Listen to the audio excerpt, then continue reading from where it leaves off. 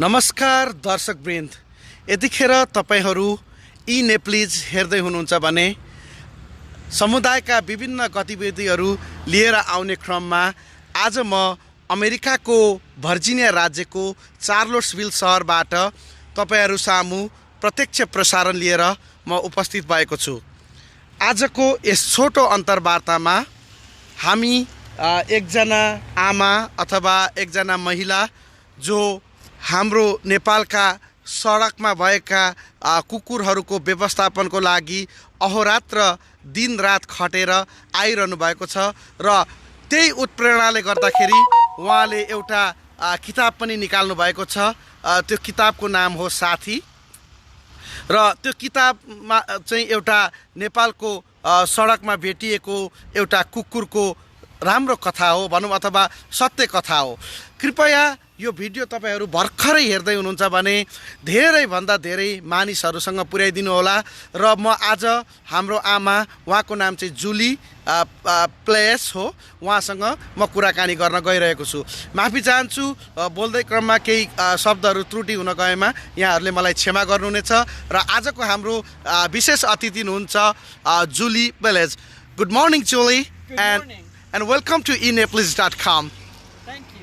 So, as we encounter, when you come to try Momo at our store, and then we became like a kind of friend, right? So when you talk about your Nepal visit, as well as the things that you rescue, you help the rescue foundation, the foundation that rescue a lot of street dogs in throughout the Nepal, especially in Pokhara and Kathmandu, right? Yeah. So I get really impressed, and then I was so excited. Today I get a chance to meet with you with this book, as well as we'll explain or we'll let our people know, or our community members know about your experience, okay? And would you like to please provide us your introduction first, okay? Who are you, where do you live, and what do you do? I live here in Virginia, and in 2019 I made my first trip to Nepal, and I got to know a lot of people, and I saw lots of dogs, and I took lots of pictures like this one of a street dog during Kukur Tihar. And then I became involved with many of the different groups that help street dogs. And I had a friend who told me the story about a dog who was badly burned on her back. And I decided I wanted to write a book about this dog so that other people could try to learn that the dogs are not to be abused, and they should be taken care of, and everyone should try to help them and feed them and not be mean to them on the streets, because they're just like us and they have feelings, and they should be kindly treated when you meet them on the streets. All right. So, usually, you were back in Nepal in 2019, you said, right? And then when you see people worshipping all the dogs on the auspicious day of Kukur Tihar, and then you get more impressed. Am I right on that? Yes. And then, when you came with one of your friends and then knew about a dog, that was like a badly burned. And then you get that makes you inspired and a devoted rescue kind of supporter, as well as that makes you inspired to write this book. Okay, right. Is that true? Yes. So can you please tell me something about this book called Sathi? Sathi means friend. In Nepali, and in English it means friend, and that was why I gave the name to the dog. This is based on a true story. The dog actually in real life was a male dog, and in my book it's a female dog. And in the true story, the dog was adopted by a woman who lives in Toronto, Canada. But to find out what happens to Sati, the dog in the book, you have to buy the book so that you can learn the story about what happens to the dog in the book. Let me explain some things to the Nepalese audience, okay?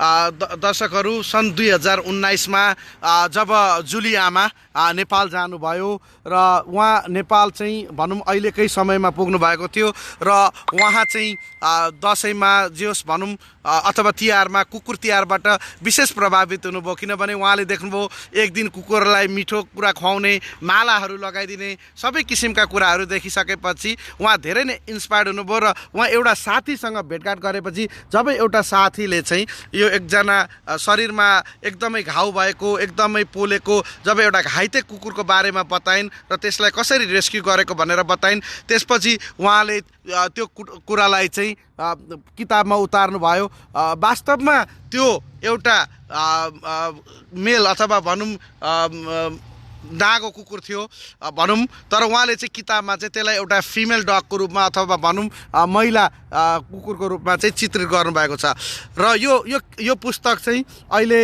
भर्खरै बजारमा आएको यसको प्रकाशक चाहिँ यसको writer उहाँलाई फेसबुकमा यहाँहरूले जुलु भनेर पनि भेट्न सक्नुहुन्छ र यो किताब साह्रै नै राम्रो छ मैले जब सरसर्ती यो किताबहरूको बारेमा हेर्ने मौका पाएँ त्यसले चाहिँ धेरै कुराहरू गरेको छ यो चाहिँ वज्र प्रकाशनले बजारमा लिएर आएको छ यसमा चाहिँ नेपाली र अङ्ग्रेजी दुईटै भाषामा छ यदि तपाईँहरूका साना केटाकेटीहरूलाई दोभाषी इङ्ग्लिस अथवा नेपालीमा पनि यो कथाहरू सुनाउन सक्नुहुन्छ यसमा धेरै किसिमका कुराहरू छन् जुन उहाँ इन्स्पायर्ड हुनुभयो कुकुरको बारेमा उहाँले के थाहा पाउनुभयो त्यो चाहिँ उहाँले अङ्ग्रेजीमा लेख्नुभयो र कसैले चित्र कोरिदिनु भयो र त्यसलाई चाहिँ नेपालीमा उल्था पनि गरिएको छ त्यसै सेरोफेरोमा रहेर यो किताब चाहिँ तपाईहरूले कहाँ किन्न पाउनुहुन्छ I gun post a link है तपाईहरूले यो किताब चाहिँ नेपालमा पनि किन्न सक्नुहुन्छ र नेपालदेखि बाहिर हुनुहुन्छ भने अनलाइनको माध्यमबाट यो किताब पनि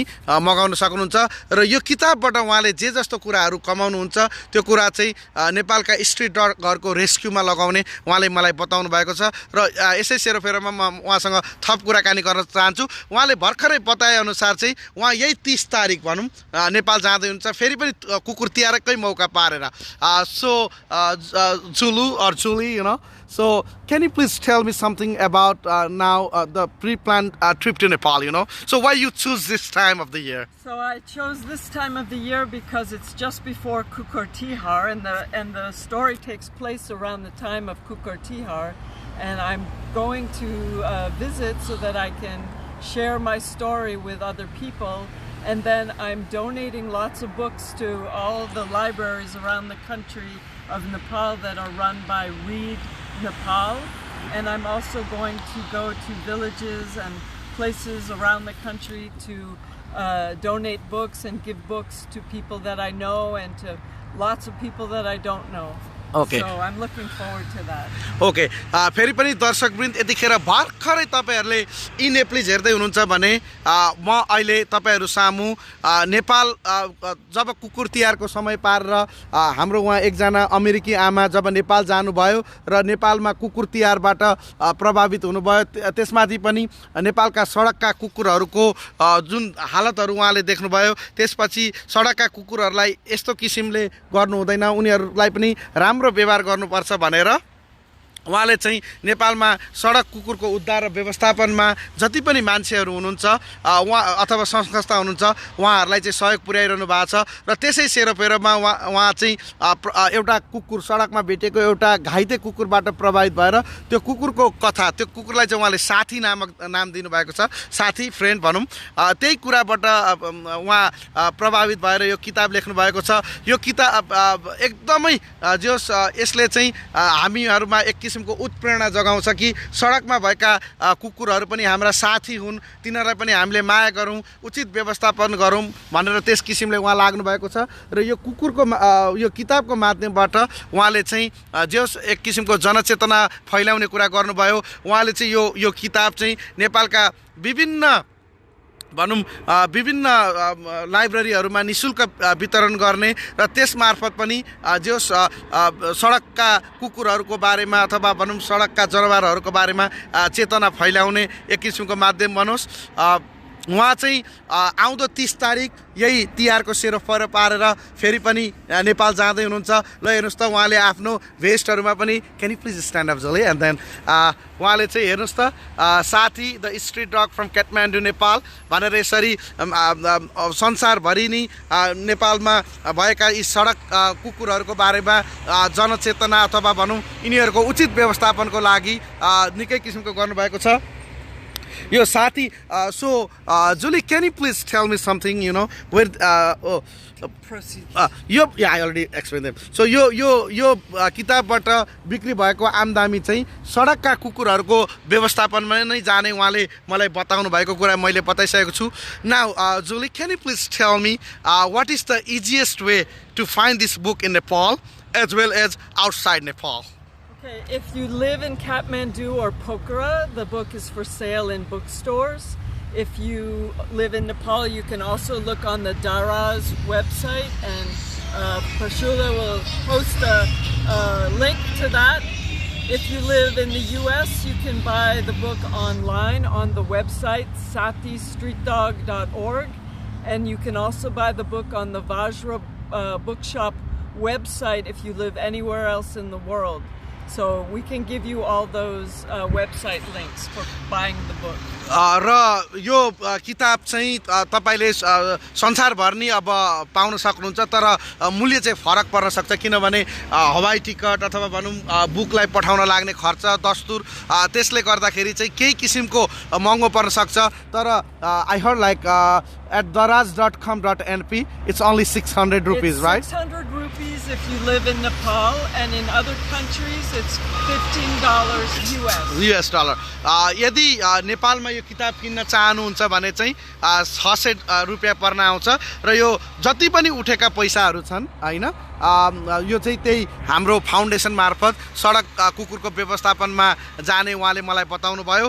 प्लस तपाईहरुलाई अबको केही समयपछि म यो लिंकलाई where to order this book अथवा यो बुक कसरी अर्डर गर्न मिल्छ त्यो लिंक चाहिँ म यो लाइभ भिडियोमा पनि राख्छु र हामी भरे या भोलिसम्ममा enepalese.com मा एउटा फिचर आर्टिकल्सको रूपमा उहाँलाई हामी प्रस्तुत गर्दैछौँ। दर्शकहरु यस्तो हाम्रो नेपाललाई माया गर्ने भनौं संसारका विभिन्न उहाँ आमाहरू जस्तोलाई नमन गर्दै यो भिडियोलाई सकेसम्म धेरैतिर पुर्याइदिनु होला र भोलिका दिनमा हामीले अझै यस्ता खालका कुराहरूले हामीलाई उत्प्रेरणाहरू मिल्ने छ र अन्त्यमा म यो जानकारी फेरि पनि गर्ने नै छु। Alright, so Julie, is there anything that you want to tell that I didn't ask you, you know? Yeah, maybe if I would also like to recommend that if any of the people listening are teachers or are involved with the schools, this would be a great book to use in your Nepalese class or your English class for learning English or for learning for Nepalese students to learn English, because it's a bilingual book, and it would be great for the schools to be able to use the book for humane education and about being kind to animals. उहाँले फेरि पनि भन्नुभयो यदि यो किताबहरू चाहिँ तपाईहरुले स्कुलमा पनि एउटा बालबालिकाको लागि पढ्न सक्नुहुन्छ किन्न सक्नुहुन्छ। त्यसबाट चाहिँ के हुन्छ भने बालबालिकाहरुमा पनि एक किसिमको सडकका कुकुरहरुको लाई माया गर्नुपर्छ, उनीहरु पनि हाम्रो समुदायकै हुन् अथवा हामीले उनीहरुलाई पनि उत्तिकै माया गर्नुपर्छ भन्ने कुरा उहाँले गर्नुभयो। र तपाईहरुलाई यो किताब चाहिएमा म तपाईहरुलाई यो किताब अर्डर गर्ने लिंक पनि पठाउने छु।